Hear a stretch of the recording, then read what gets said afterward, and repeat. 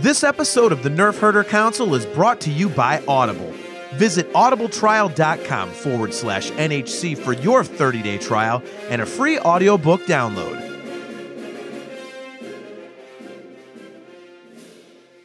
I'm Kevin Thompson. I'm Chubray from Return of the Jedi. You're listening to the Nerf Herder Council. Why, you stuck-up, half-witted, scruffy-looking Nerf herder. You can't use that word. Only we can use that word.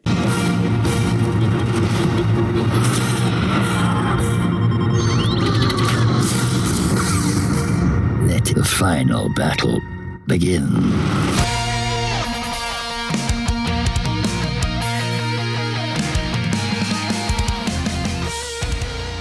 You're tuned in to the Nerf Herder Council, your source for Star Wars opinion, conversation, and debate.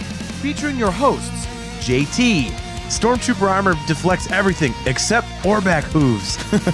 They're like a horse version of Thomas the Tank Engine. AJ. Yeah, Rebels is a lot like our show, where we think we have a good idea and then it just fails in execution. Steve. The vacuum of space does crazy things to your beehole out there, man.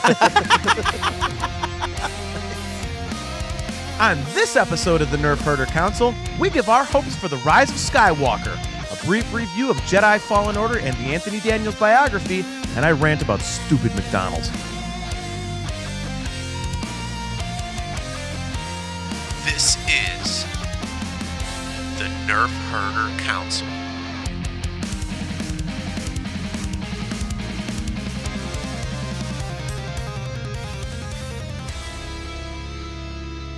What is up, everybody? Welcome to another episode of the Nerf Herder Council. I am your host, JT. With me are AJ and Steve. As always, we are brought to you by Audible. Go to audibletrial.com/NHC for your 30-day trial and a free audiobook download. And don't forget, you can customize your own personal Nerf Herder Council swag at shop.nerfherdercouncil.com. So I figure we'll talk a little bit of Rise of Skywalker tonight because, hey, by the time this comes out, we'll be less than 2 weeks away from the movie coming out. It's crazy how fast this time has gone, even though it felt like it went so slow. Dude, the lead into, like, October, I feel like coming up to October, it felt like it would never arrive. And then as soon as we started getting into, like, Fallen Order time and Mandalorian and Disney Plus and all that other stuff, it was just like, it was a blur. Yeah. And I'm glad we did have other stuff to, to tide us over. I mean, The Mandalorian's been great. I don't know how much I love the 4th episode. It just seemed kind of superfluous to me, but I'll wait for the other 4 episodes to come out to see. Fallen Order is amazing. Episode 4 was like the most filler episode I think that we've had so far. Yeah, I'm wondering how it'll tie in, because I mean, if Gina Carano's character, Cara Dune, if she's in for only the 1 episode, I'll be like, okay, what the heck was that? But I mean, it was still awesome, though. Yeah, I mean, it was still still had great. A bad episode yet. So. Yeah, so I really liked it. Well, we do know that she's currently filming season 2, so the character returns at least next season, if not again this season. He ends up on that planet again. he's just flying around. So he's like, you know what I got a taste for? Blue shrimp. I can help with that. So yeah, like I like how he's basically turned into a toddler parent at this point. Yeah, right. Yeah, I mean, like unscrewing the knob, like, Jesus Christ, take it and leave me alone. Right. You can almost see the look on his face behind the helmet as he's unscrewing that knob. I know. Unpopular opinion here, but I think 4 was more necessary than 2. Really?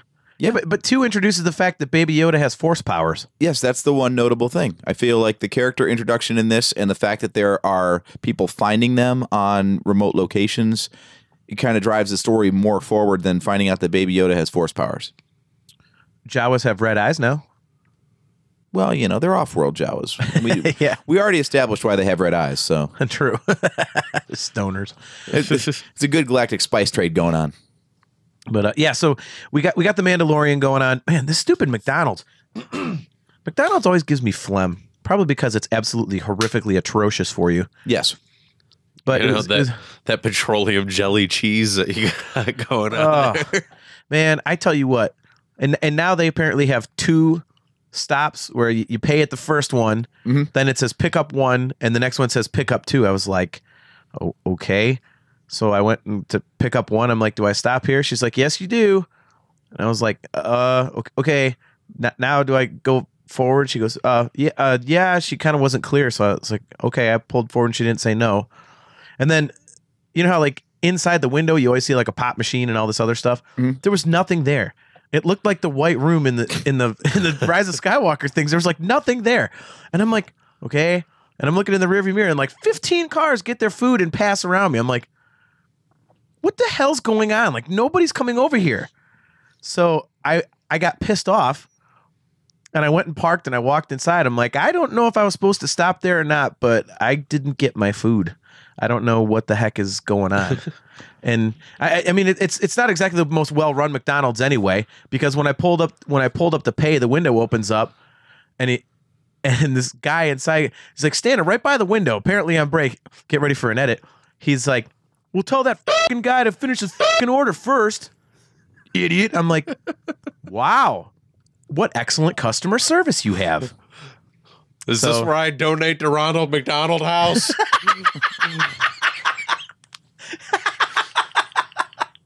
That's about it, man. It was a crap ass McDonald's, I'm telling you. So I had a bad experience at the drive-thru. I have phlegm, but let's move on. And you apparently don't know that they use 2 windows at the drive-thru, which is something that's been in place for years. Well, now remember, they have 3. There's the pay window, then there's one that says pick up 1, and then there's a third one that says pick up 2. Okay, well, that is different then. But then they still have like the pull-off spots, like pull forward or whatever, in case you order French fries and they don't have any. Yeah. Which if you're going to the McDonald's on 150th, they never have damn French fries. You know a lot about drive-thrus for McDonald's, man. Because it's like the only thing on my way home from work if I want to eat real quick. So I'll stop in and get some fries. And you pull in and it's like 6 o'clock, dinner rush. Pull forward. It's dinner rush. Make a crap load of French fries, you dumb minimum wage making assholes. It pisses me off. It really pisses me off. That one particular McDonald's just sucks every time I'm waiting for something. Except in the morning.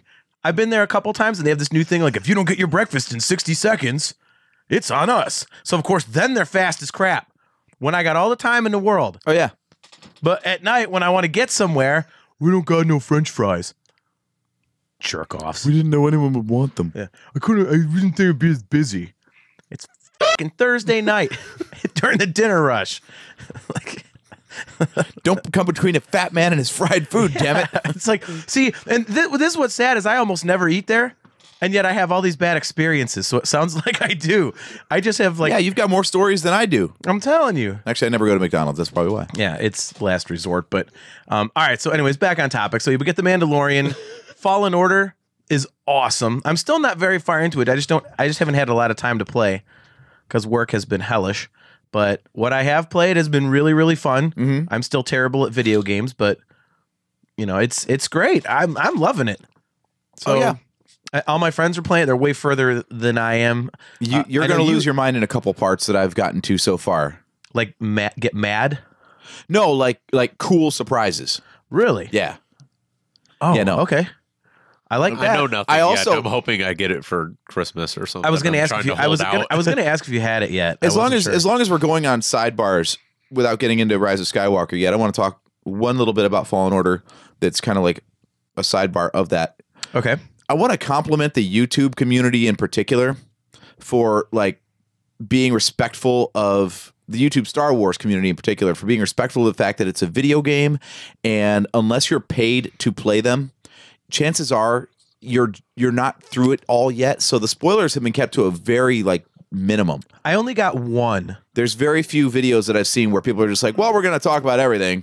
Like even Star Wars Explained did their canon update, their monthly canon update thing. Yeah. And excuse me. You got phlegm too. Even in the November canon update, he said, "Yeah, Fallen Order came out." The air, man. That's what I was gonna say. Fallen Order came out, and he's like, "But because a lot of people probably aren't through it yet, I'm not really going to go into it. I'm just going to say that it's one of my favorite Star Wars stories." Okay, moving on. Like, It's his job to report on what the story is, and he even strayed away from it, knowing that people didn't have time yet to play through the whole thing. So That's cool. yeah, so it's pretty cool. I like that. Yeah, the only spoiler I saw was because it was like it was like the thumbnail of the video, and of course, right in the first like 3 words of the title was the spoiler, and I was like, man, what kind of dick are you? So yeah, the only problems I've had is Hello Greedo is doing a live stream of it today, and the thumbnail's like the current state of the live stream. So I saw him like playing a planet I haven't visited yet.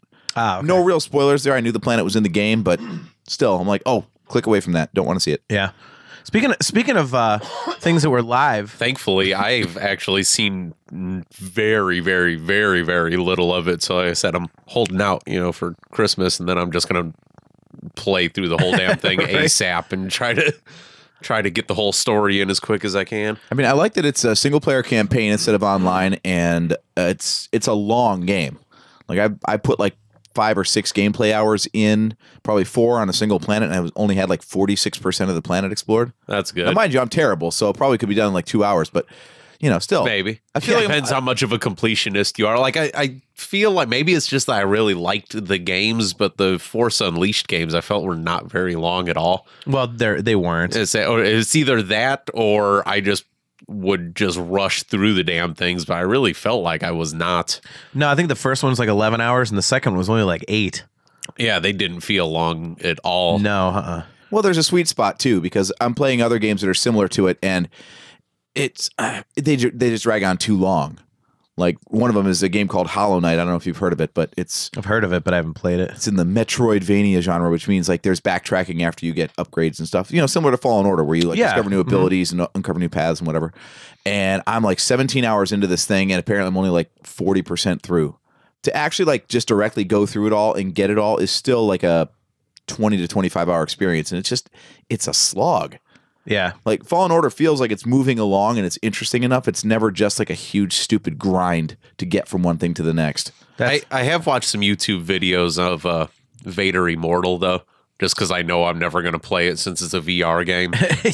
So I have gotten a lot of that story in just because I'm like, dude, I might as well watch it. I'm not going to know it any other damn way. So I've watched stuff on that, but I've stayed away from Fallen Order as much as I can on purpose. So. Dude, it's awesome. I am really, really loving it. I'm really looking. I'm either going to get it for Christmas or I'm going to run out and get it the day after or something like that. So I'm going to have it right around Christmas regardless. It's totally worthwhile. I know it's like, I mean, all the videos that I've seen, it's the same like stock footage that they released to people that they allowed to play like 3 or 4 hours. Mm-hmm. But it was, a lot of talk about, how the gameplay works and different things like that. And I'm kind of glad that I'm burping. Good Lord, I am a mess tonight. But I'm glad that I watched them, because it kind of gave me an insight as to how I should handle certain things in the game. So I was aware of how to attack in certain ways. Yeah, no button mashing. Yeah. Which is very weird to get used to after Force Unleashed. Right. I've just realized that I'm just terrible at video games anymore. I went years without playing very much, and it just totally bit me in the ass. Like at the part where they first show you that you run on the walls, I was in that like bog room or whatever, where you have that Force flashback where you're training with your master and you have to learn how to run on the walls. So we get done with that. I beat it. I was like, okay, cool. And I'm standing there, and then there's like a chasm, little part, like got to jump across the room to a rock or something, and I couldn't get across. I'm like, well, now how the hell am I going to do that? Of course, never mind. There's a ridged wall right next to me that I just learned how to run on the wall, but my dumb ass is going, well, how the hell am I going to traverse this? Like, it took me like 5 minutes, and finally I was like, hey, schmuck, run on the wall. You're pulling your phone out, Googling like a walkthrough for the game. Seriously. How do I get through the tutorial mode? That really is me, man. I am so bad. Looking up cheat codes to make it through the tutorial. Right. Can this game just please be all cutscenes? Right. Like, just have like a 5-minute cutscene, then have me cut up one stormtrooper, then go back to like a 5-minute cutscene. Yeah. Like, but no, I have to try. That the first level, the actual tutorial level, I need to spend more time in that, because there's so much to see visually. that like I chewed through it because I was just like learning the mechanics and like following the tutorial on Rails. But I really want to go back. There's no way, unfortunately, to revisit that after you're done with it, because I would love to go back and just like check all that out. I mean, you start out. It's not a spoiler, Steve, so I'm just going to tell you. That's cool. You start out in a shipyard where you're chopping up old Venator class Star Destroyers, and there's just so much to see. Yeah. And like I forget it, and I'm already past it. I'm gonna have to start a new campaign just to get back to it. I tell you, the one thing, man, I'm afraid of heights. And man, some of these maps, like, the only other game that ever did that to me was the Star Wars Bounty Hunter that has Jango Fett on the cover for PS2. You're like rooftop to rooftop. Oh my God, it gave me vertigo. I'm like, but some of these damn levels, I have to look down. Mm-hmm. So I'm like, oh well, I guess I'm gonna get that feeling again. So, but it is a lot of fun. You definitely got to get it, Steve. It's cool. I don't think I've gotten very far enough to have anything be like spoiler-y.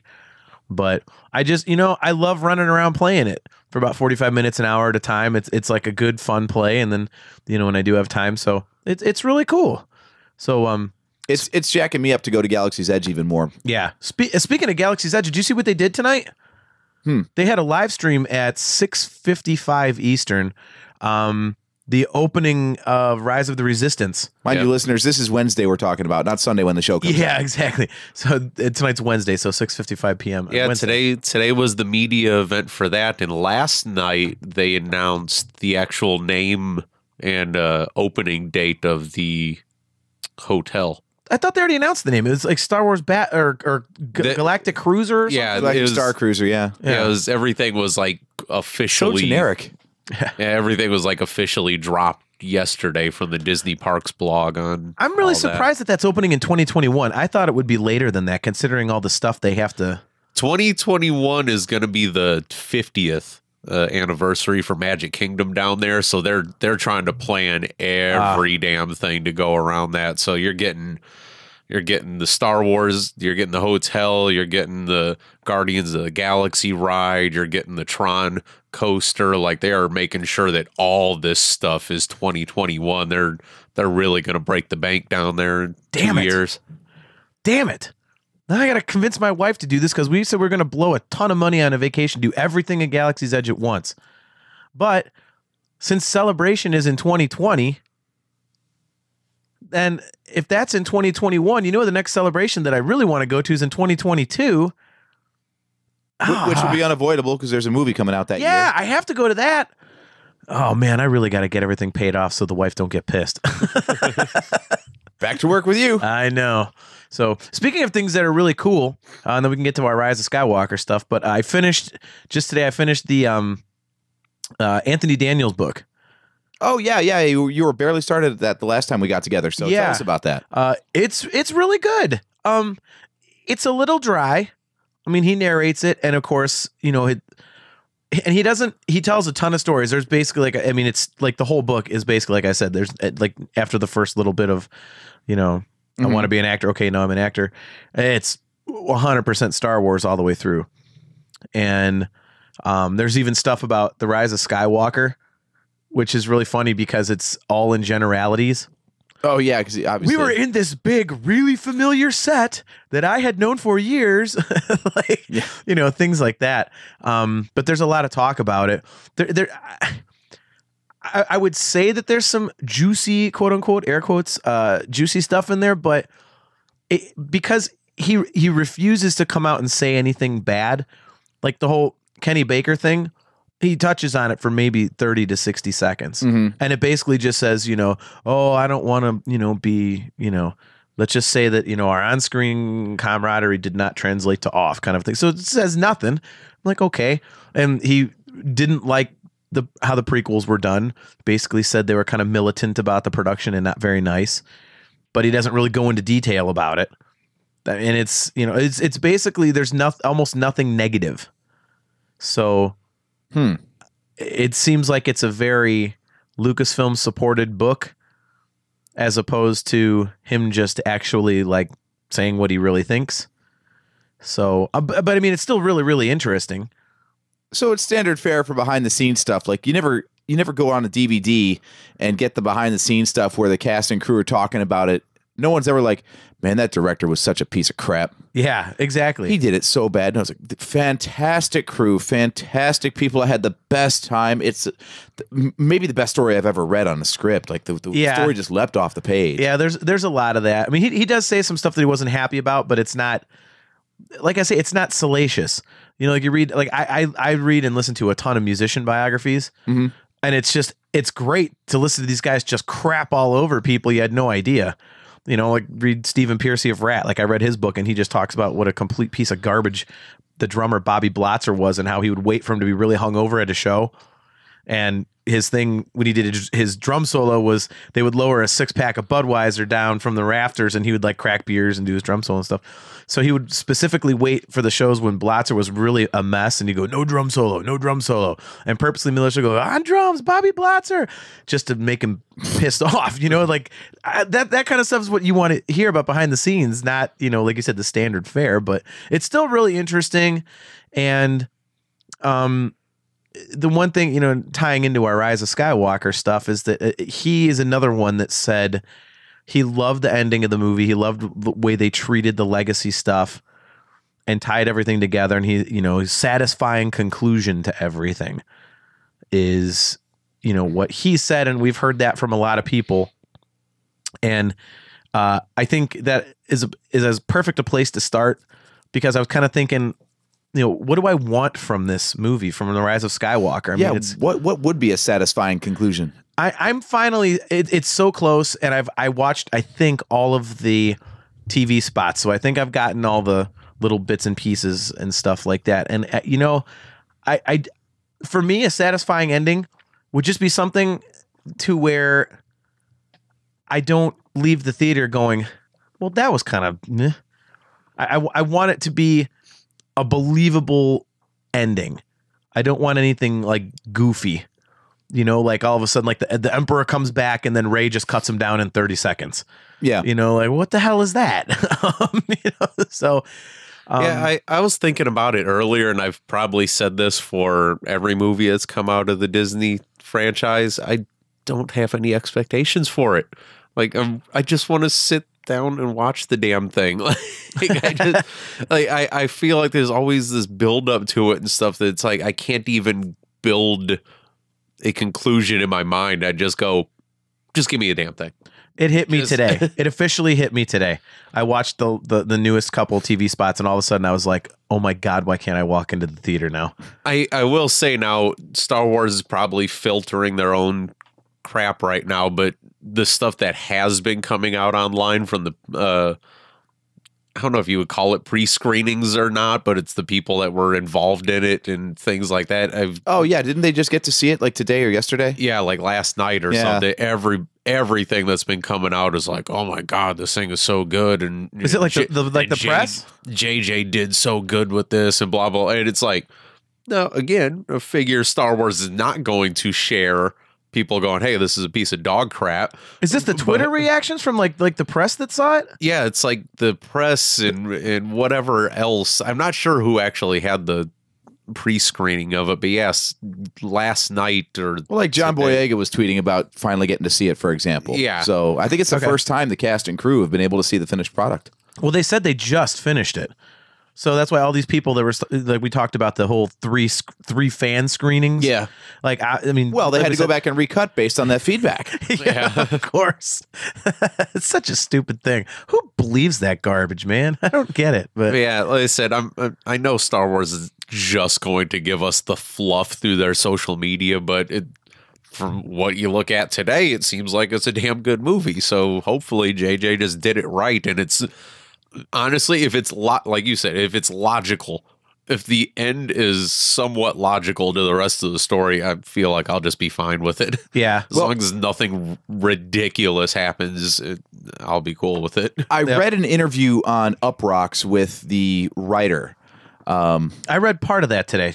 Chris Terrio. Yeah, that's the guy. And he was talking about how this is where the kind of fluff comes in, because obviously they can't be too detailed, and he was totally willing to like come back and do another interview once the embargo is lifted after people have seen the movie. But he was talking about how he's got the same first Star Wars experience as me, Return of the Jedi, in the theater.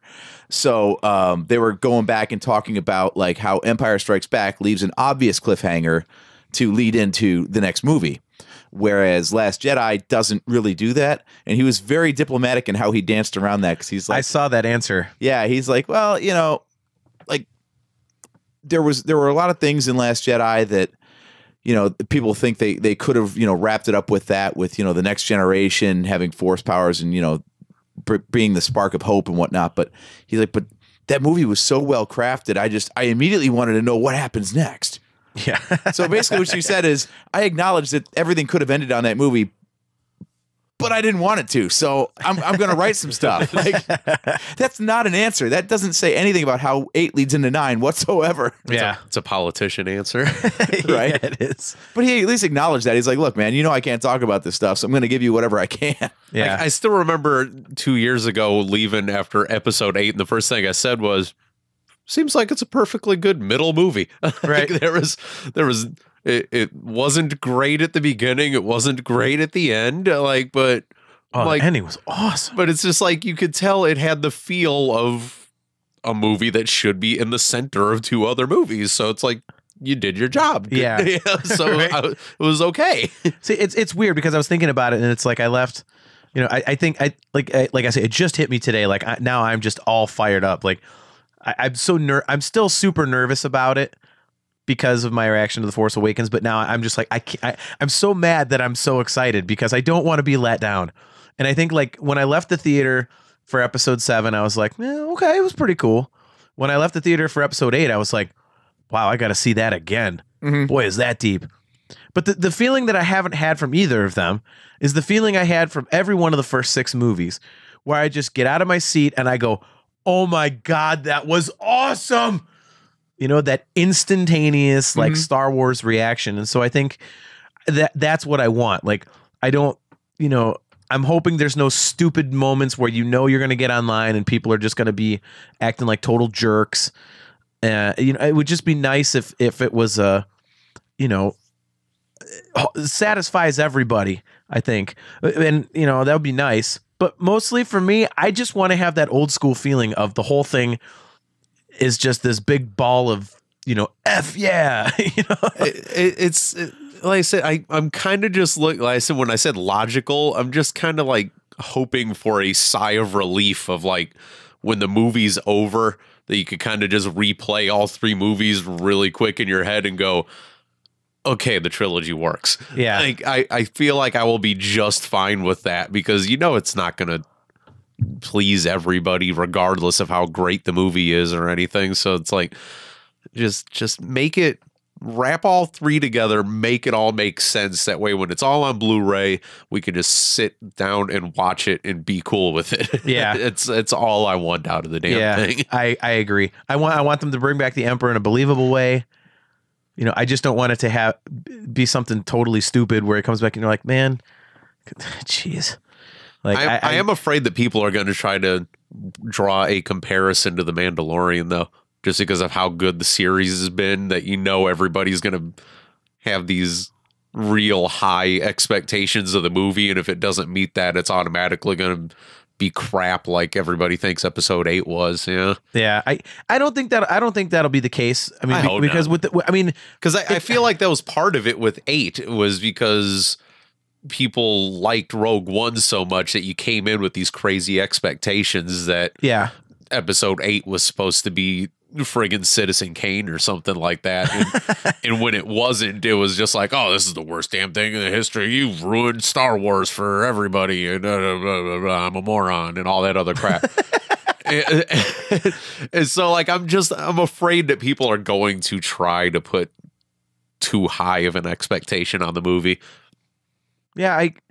I don't see, like I said, the Mandalorian thing to me, like, I hope people understand, like, if they are looking at it and is a comparison, it's like the Rise of Skywalker and these Skywalker Saga movies have to fit within a certain box.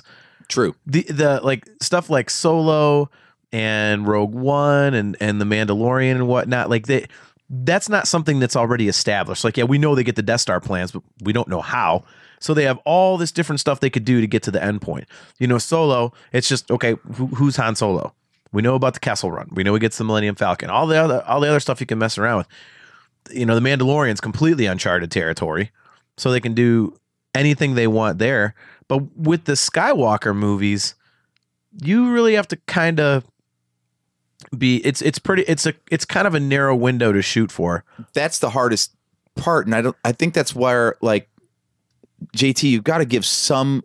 You got to ease up on JJ a little bit, because you don't like how derivative episode 7 is, but like you said, you're kind of in a box where people want a George Lucas movie out of not George Lucas. So it's very hard to evoke a George Lucas feel without running the same beats, I disagree. So, I mean, really, if you look at the entire body of work so far that Disney has put out of Star Wars, the ones that you seem to have the biggest issues with are the Skywalker movies. You're good with Rogue One. You're good with Solo. You're good with The Mandalorian. I mean, if it's live action and not in the Skywalker saga, you're good with it. And you're even good with episode 8, but for different reasons.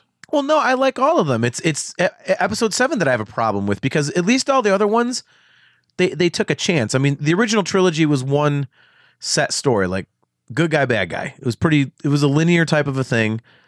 It was very original for its time, obviously, but when you look back, it's kind of a linear type of a thing.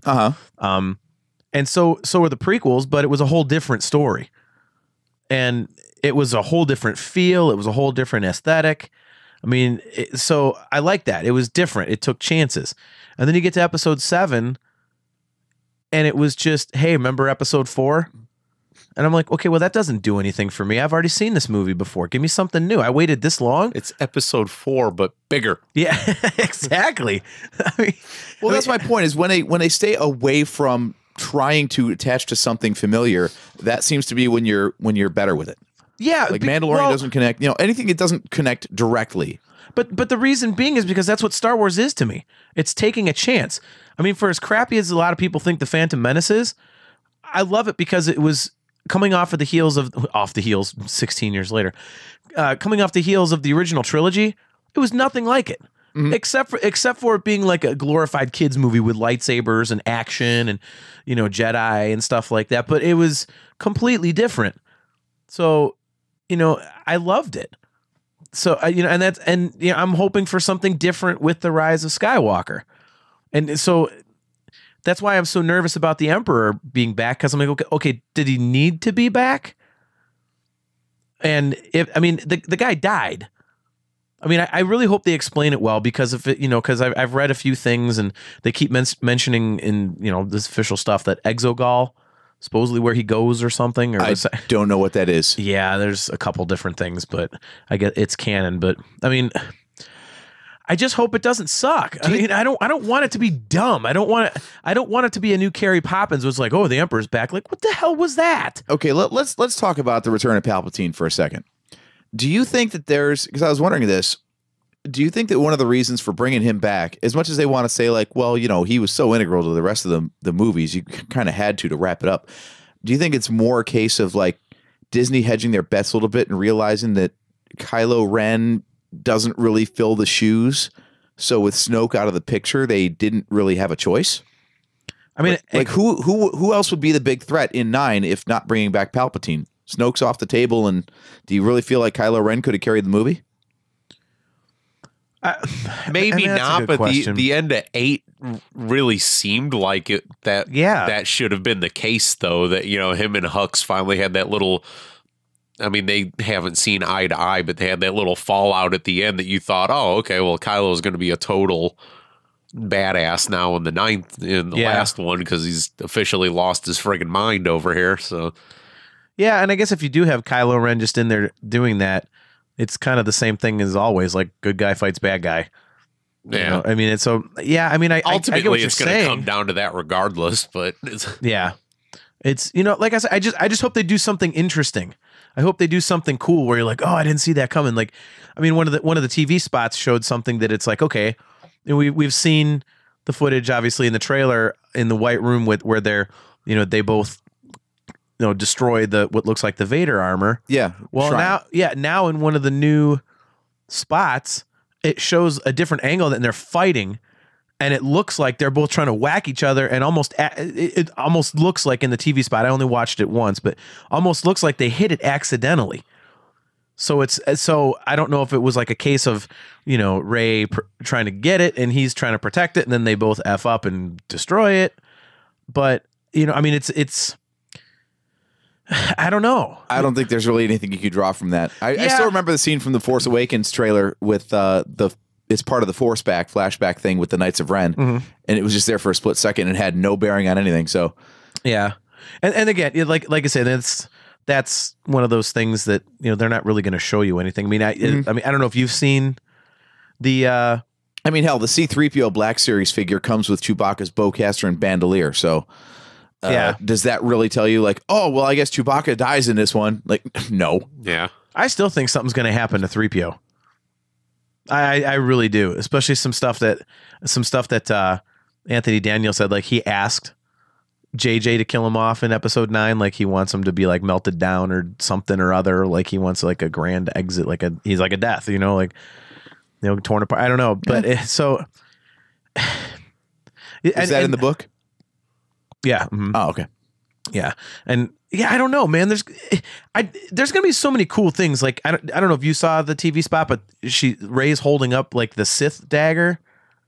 No. Yeah, it's that scene where they're all on the grassy hill. See, this is the hard part, is they put out so many different TV spots that, like, I can't keep track of all the stuff. They fly now? They fly. Have you seen that one? Yeah. Okay, so there's that. There's, like I said, the thing where it looks like they're fighting and accidentally blow up the Vader armor. The Sith dagger. So, yeah, I mean, there's so many different things. And, you know, the Palpatine line, like your final battle begins or something like that. There's not a lot of that, but at least there's a couple lines of dialogue. And it sucks because I'm so into it now as of today. And now I'm all like nervous because I don't want to leave with that feeling I had after The Force Awakens, where I love it because it's a Star Wars movie, but it doesn't blow me back in my chair, you know, and I don't want a Carrie Poppins moment. So, but I also can't think of a good way for them to do it. There will be a Carrie Poppins moment. I guarantee you there's going to be something in this movie that's just weird for the sake of, we've never done it before, so we're going to do it now. Well, that's like when I asked before, and I don't know if that's the case, where they have they're riding the Orbaks and it looks like they're on a Star Destroyer. Yeah, like that, for example. Man, if they have horses running on a spaceship, I'm going to be pissed. And I know I might eat my words. I bitched about, you know, Chirrut Imwe. Yeah, see, this is forever, and then it turned to be awesome. So I don't know, but this is a good way to know if they're doing their job as filmmakers, because you've got something that you're riled up about and nervous about going into the movie. If in the course of the movie it just comes and goes, you're like, well, that fits. Then you know that they have done their job. You have suspended disbelief and you are sucked in. Yeah, like I said, it's funny because with the prequels, I had no reservations about anything. When I went to see episode 1, I was like, yeah, episode 1, cool. And I left, I'm like, that was great. So I went into episode 2 just expecting, you know, it to be kick-ass again. And I watched it, I loved it, and I was like, this is great. And then episode 3, I'm like, I'm going to get to see Darth Vader. I know this is going to be some evil stuff. And it just blew me out of my seat. But now, because, you know, the precedent that was set for me with The Force Awakens, I was like, okay. It's because you're 40 and not 25, dude. Well, no, you know, no, that really is a big part of it. I tried to think about that, but I don't think that's it, because I wasn't nitpicking The Force Awakens. It was, you know, it just as a whole, when I got out of the movie, I was like, that's episode 4. It wasn't like certain parts, like when I came out of The Last Jedi, we all went, oh, Carrie Poppins, and oh, the mom joke, you know, certain things where you're kind of like, what the heck is that? Like certain little parts. For me, it was the whole thing. I'm like, but that just is like, it's too familiar. Like, it's already been done. I don't want to drag this into a too large of a conversation, but I feel like fandom in general is more nitpicky now. Yeah, it's just part of having this much time and ways to communicate and banter things about. You get more granular about it because you've got nothing but time on your hands, and you've got freeze frame and 4K and, you know, all these different things you could do to just rip things to shreds. It was just my general feeling. Like, you know, here's the general feeling I got today, because this kind of excited me. I was looking at, I think it was like just a logo or movie poster or something, and it's got Finn and Janna on the Orbaks and all this other stuff. I'm like, that's some seriously weird imagery. And it's so cool because if you look at all the movie posters, there's WTF stuff in every single one of them based on what you've seen before. Yeah. So I'm loving that. I'm looking at this going, that's weird. I don't know what it is, and I'm going to find out really soon. Right. Yeah. I mean, the whole thing does look epic. I mean, all the stuff that they've shown just looks, you've got a grass planet, you've got, the ice planet of Kijimi, there's the white and black super imperial looking room where they're fighting. I mean, there's that huge water storm where they're having a lightsaber battle on the Death Star. I mean, there's a lot of varying things. The sand Pisana. Yep. I mean, the other thing that's cool. You notice they're not going endgame on this. I mean, there's going to be a gigantic, insane space battle. We know that. We've seen it in the trailer already, but it's not like the cast of characters has grown so large that it's just going to be like blip of this guy, blip of that guy. Kind of. It seems like they're still honing in on the core trio of this trilogy. Yeah. It's still Finn, Poe, and Rey. And, they're bringing other characters, but they're really putting them at the forefront, which is where they should be. Yeah. It's the end of their trilogy. So it's cool that we're not just going to get like this gigantic, shallow story to end it all. They're still going to focus on the characters and really bring in the core group. So I'm hoping this one's going to have like more emotional depth. Like episode 8 was deep but weird, and 7 was kind of shallow but familiar. Yeah. If you can blend those two, I think you've got a really satisfying conclusion. Yeah, I agree. Because I know that like with The Last Jedi, the interaction between Luke and Rey for me was a really cool thing. And I know a lot of people complain about it, but I loved what they did with Luke Skywalker. Because it's like, first of all, he did the most Jedi thing ever at the end of the movie. I just love that. And because he was so different before that, it made it even more grand for me. So I had that emotional connection to it, not only because it's, the biggest legacy character, but just the way that they handled it was so cool. So I agree with you that it was more emotional. It'd be awesome if they had that, the character emotional stuff. And, as I said, I'm expecting that with 3PO. I'm just so nervous about it. Like, and I never thought I would be. So, I completely agree with you. If they can combine both of those things. I'm starting to pick up on some of the plot threads that they pushed, starting with Last Jedi and then in some of the lead up stuff to Rise of Skywalker. Like, remember how much Leia was harping on Poe? Like, I need leaders. Yeah. I need leaders. Resistance Reborn, same thing. That's all they were doing because it picks up just like a couple weeks after episode 8. So they're still decimated. They're still flying around on the Falcon. They don't even have any place to go. And that's all she's harping on, is they're trying to round up people. Is not like, where can we find 10,000 people to rally to our cause? She's like, no, we need like diplomats and generals and strategists and financiers. And she's building like the infrastructure. So I love this idea. And she keeps sending Poe out like, you go handle this. You go handle this. Like, she's delegating everything, kind of like understanding that she's not going to be around forever, and someone else has to step up and keep running this thing. She probably doesn't want his ass coming around doing another mutiny. Yeah, right. Right. That too. Look, you stupid peckerhead. We got ideas here, and you're going to F them up. Now go find a diplomat. He's got a blue pawn blue or whatever it's called. Go find that guy. Every time something important comes up, they just make sure Poe's not around. Exactly. He's like a Kung Pao where they trained him wrong on purpose. We have purposely trained him wrong. As a joke. They just send them out to go get pizzas and stuff like that because they got to talk about something important for 15 minutes. No, but I have to pay for the pizza. No one ever pays me back. That's it. When I said that, I just pictured Poof coming into the room with the soup, coming into the empty room with all the pizzas. Oh my God. Yeah. So anyways, continue. So yes. Didn't give me any crackers. How did those not because it's Adult Swim, it's Cartoon Network. I was going to say, how did those not make it to Disney Plus? Hey man, I own them. I own all 3 on my Amazon account now, so oh jeez. I have them on DVD and on digital. But yeah, I'm seeing more things in episode 8 that they were able to pull from. and they're talking about that stuff in the lead-in material. Like even the Chris Terrio interview again, he was talking about that sort of stuff and like, where do you go next with this kind of stuff? Who are the leaders of the Resistance? How do you overcome this? They're getting Finn's backstory in there because they realize that he doesn't really make a lot of sense right now. Because, man, you really watch 7 to 8 back to back and realize that's only like a 3-month window in the Star Wars timeline. There's so much crap that goes on in there. They've even hinted at the fact that apparently Rey is having a bit of a sophomore slump with her Force powers. Because one, they kind of realized that maybe it was a little too easy for her to get so powerful. So one, they said they're going to kind of delve into why it was so easy. And also that maybe she's not progressed as much as you would think she has since the last movie. And they're going to get into that too. So there's some cool stuff that they're bringing up that they found good ways to pull threads from episode 8, even though it didn't seem like there was much to pull on there. That's another thing that worries me about the Emperor though. Oh, she's in a Force slump and everything. It's like, okay, but the Emperor is like the most powerful bad guy ever. So how are they going to defeat him and have it not be dumb? Because part of me is thinking like he's been gone for all these years. He was like super powerful. It took Vader and Luke together to, these two ungodly powerful Jedi to kill him. And now he's been gone rebuilding his powers in an army for all these years. And then all of a sudden Rey's just going to come in and off him.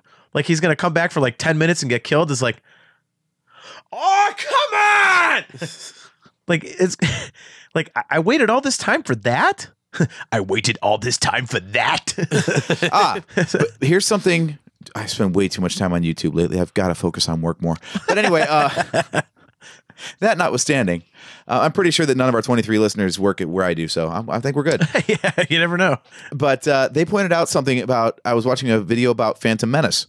Do you know how much screen time Darth Maul has? Isn't it? Under 8 minutes. That guy, it seems like he is all over that movie. He is the Phantom Menace in the movie. He's the looming presence. 8 minutes. That's it.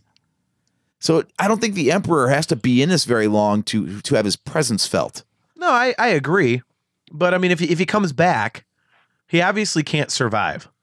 Because if you leave him alive, then you're like, okay, what the hell? Right. And if you kill him, how are they going to destroy him without it being kind of like, okay, well, how do these two teenagers kick his ass? That's crap. That's my worry. Like I almost feel like they painted themselves into a corner by bringing him into the fold again. Well, they can't do a repeat of Last Jedi. They can't have those two team up against the big bad guy just like, they did with Snoke and the guards. Yeah. So they're going to have to do something different, but I don't know. I mean, we know that Mark Hamill is going to be in it. Hell, it might actually be like a 3-way kind of thing where, you've got the Resistance and Rey leading that versus the Emperor versus Ren, who wants no challengers to his authority. So he's going after the Emperor because he's like, screw you. This is mine now. Yeah. So who knows? I just don't know. Because they're going to use another original trilogy person to end the Emperor. He's got the upper hand, and then out of nowhere, Wedge Antilles. Now Chewbacca comes in, flying the Falcon straight into the Emperor, straight kamikaze style. Kills the Emperor, destroys the Falcon, gets rid of Chewie all at the same time. It wraps up all the loose ends. Three POs on the ship. Yeah, exactly. Fire sale of Disney stock. Yes. Yeah. Lando's in the back taking a dump. Like, why are we in a dive? Chewie's like, Lando's like, man, I gotta go. Chewie's like, I got this. Don't worry, I can fly for a minute. And that's when he makes his move. I gotta go to the refresher. We know what that looks like now, thanks to that TV show. The refresher, right? No, Chewie has nothing to do with it. I'm gonna go evacuate my thorax. That's what he called. That's right. Yeah. Lando's just all trashed on malt blue milk. And he drunkenly flies the Falcon accidentally into another the one Emperor of our drunken theories. Yeah. I am super excited for it though, and I as much as I'm nervous about the Emperor coming back, it is going to be cool to see him. So I mean, who doesn't love seeing the Emperor? I mean, come on. So that's going to be interesting. The visuals of this so far just look absolutely incredible. And everybody has said that like it's some of the biggest movie sets they've ever seen, and that it's epic. And so I'm super pumped. And I honestly I'm invested in the character of Rey. Really? I really, really like that character, so I'm very interested to see what they do. And, you know, I will say, personal level, I have done probably the best job since episode 7 in this movie of avoiding every friggin' thing. Like the fact that the movie comes out in 2 weeks, and I'm just like, dude, I haven't even seen all the TV spots, much less paid attention to anything online. So I'm like, I have not avoided any other Star Wars release the way I have this one. Like this one has really just snuck up on me. I think and I don't care right now. I'm just like, I made it this far. Yeah. Well, it's 2 more weeks, so like I'm not I'm not worried about anything. I'm just kind of stoked that I've made it this far without having anything spoiled or remotely even close to spoiled for me yet. So. Yeah. I've avoided all articles just in case. But you know, like you, AJ, if it's released officially, I don't mind. So like the TV spots I've watched and you know things like that. It's not even that I consider that part of the experience. You're kind of supposed to see that stuff to get you hyped. Like I can't even it worked say, on me, obviously. I can't even say I've avoided it. It's just there's been so much other crap in life that's just like I haven't seen any of it. So He doesn't have 30 seconds to watch a TV spot. I don't watch TV anymore. Everything's it's friggin' online. Everything's friggin' streaming. It's funny the way they shift everything. Like, we were talking about this with our release schedule. You notice that the Mandalorian episode 7 of 8. So the what do they say? The penultimate, isn't that the way they say? Like the one before the last. But whatever. Episode 7 of an 8-episode season is coming out on Wednesday of that week instead of the normal Friday time slot because I'm guessing Rise of Skywalker debuts that day. So. Oh yeah, because everything in the Star Wars calendar is moving for Rise of Skywalker. It's weird. I can't believe they would do that. I mean, it's streaming television. I mean, we're Star Wars nerds for God's sakes. Who cares if we're going to see the movie on Thursday? We're still going to watch The Mandalorian on Friday, right? Like, yeah, right. What are you thinking? How many people do you think are going to go see the movie at like 8 o'clock on like Thursday night? People are get gonna be home, sitting grab something at to eat, and then it hits midnight. Or, oh no, it's because it comes out at 3 a.m. because stupid California. That's right. Never mind. Oh, I was gonna say there's gonna be people sitting there at the theater waiting for their movie time, watching The Mandalorian on their phones. But then I remembered nobody hangs out at the theaters anymore because you can get your pre-assigned seat, and show up 2 minutes before showtime. So. Man, you know what? That is kind of a bummer. I was thinking, AJ and I were talking about this the other day, Steven. It's like, you know, for me and AJ, like it's crazy to think that we've seen all of these movies. At least I've seen all 9 in the theater. AJ's seen, you know, at original release. I mean, right. Well, okay, I didn't see the original release of episode 4, but anyway, you know, like we've watched the end of the original trilogy together when he was 4 and I was 7. We then watched the end of the prequel trilogy in 2005 when I was 29 and he was 26. And now we're going to see the end of this trilogy too. I mean, it's funny because they always talk about how, you know, it's a 42-year saga, whatever. And I'm like, holy crap, AJ and I are officially... Our lives are defined by that 42 years. Right? I mean, it's crazy. And it's funny you mentioned that because, you know, the whole like people in the theater thing, because the last crazy experience that I had in a theater with Star Wars was episode 3.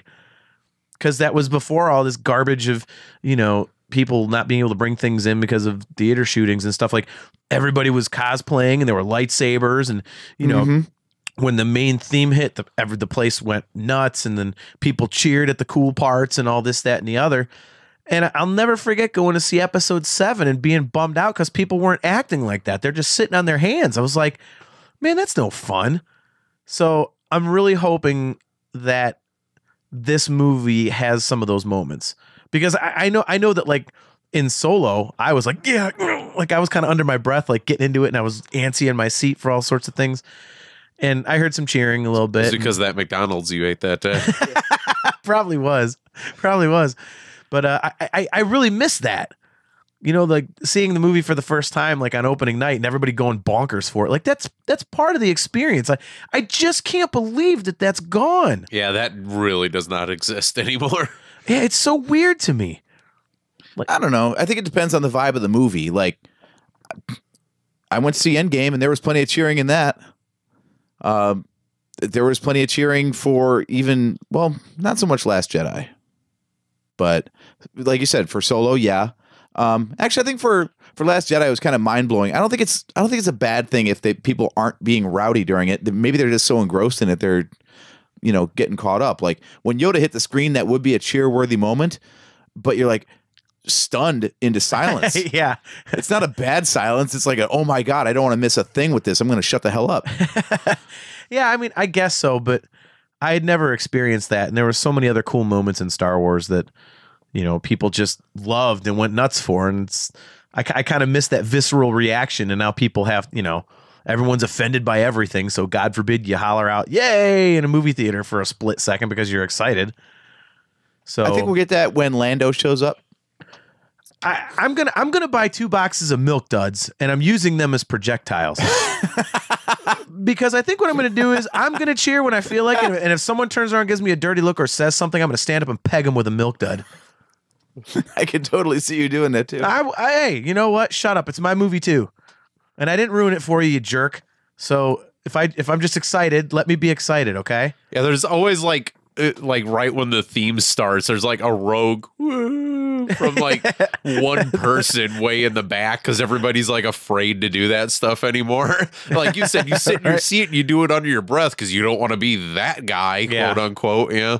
It's just like you're not allowed to do it unless you're at Celebration or something anymore. Otherwise, it's like frowned upon to enjoy your friggin' time at a movie theater. Right.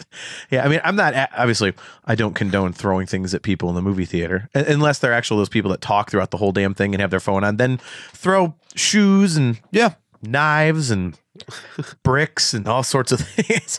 But I've decided I think some people are actually genetically incapable of whispering. Like, this is me whispering right now. Like, just because your voice got raspier doesn't mean it got quieter. Yeah, this is a raspy voice, it's not a whisper. Yeah, so I don't know, man. We'll close up shop here, but I can't believe it's already here. And again, it's also a milestone for the show because our first show we ever did was our reaction to The Force Awakens. Mm-hmm. So it's crazy to think that we've been doing this for that long, which is pretty cool. Well, spoiler, that's our next episode. Yes. So after we release this one this coming Sunday, which if you're listening to it the day it comes out, that means today, we're going to do, have we decided, we're redoing Saturday afternoon, right? Yeah, I think so. But we're going with our regular release schedule. We're just going to record it a lot closer to when it comes out. Yeah. So our next episode will be our reaction to the Rise of Skywalker. So it'll be out that Sunday on the 22nd. But, as we always say, just so you know, there's going to be a crap ton of spoilers. We are holding nothing back. Mm-hmm. So, this is our last regular episode until we have actually seen a new Star Wars movie. And that doesn't suck at all. Nope. I'm ready to hop into the news cycle for the next 3 months, picking apart this movie, this trilogy, the entire saga. Then we got some Mandalorian wrap up to do. Mm-hmm. We'll have gotten through Fallen Order by that point. We'll talk about that some more. Yep. And then all the speculation starts about, the next movie. Oh, yeah. So, I wonder when they'll give information about that. It's 2022. You'd think probably Celebration next year. Well, they said that they were going to say something about it in January, right? Oh, yeah, they were going to talk about the new film schedule. That's right. See, I've been so focused on The Mandalorian and Fallen Order and Rise of Skywalker, I totally forgot that. Yeah. So, and there's still that cartoon that's wrapping up, too. If anyone cares about Resistance, I haven't watched it, so I don't know. I think they only have like one episode from this season on Disney Plus. Yeah, that pisses me off. You have to have the Disney XD app or something to get the other ones. I do not understand that at all. Like, you have all of Rebels on there. It's your cartoon. People are paying for this app. Why are you not putting it on there? That's so dumb. I pulled it up. I'm like, maybe I should try watching this again. Let me see what they got from season 2. And it's one episode, and it pissed me off. I'm like, fine, I'm not going to watch your dumb show. So on that note, guys, we will close up shop. Thanks again for listening to another episode of the Nerf Herder Council. We are brought to you by Audible. Go to audibletrial.com/NHC for your 30-day trial and a free audiobook download. You can customize your own Nerf Herder Council swag. Why are you giving me the finger in the middle of my outro?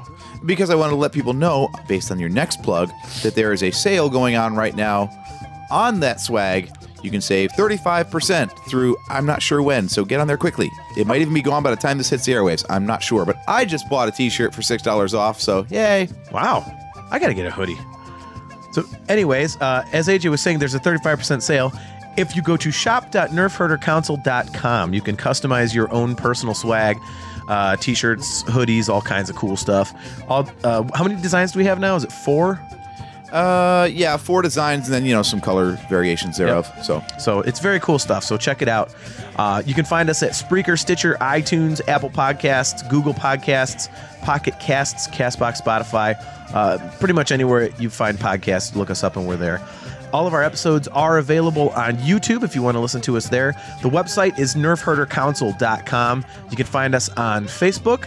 You can email us, nerfherdercouncil@gmail.com. And you can hit us up on Twitter. We are at NHC Podcast. So until next time, when we have finally seen the Rise of Skywalker, and hopefully it is awesome. I am your host, JT, at Dogpound Jedi. He's AJ. At Drake Adams, 579. He's Steve. At JSteve1005. And we will catch you next time.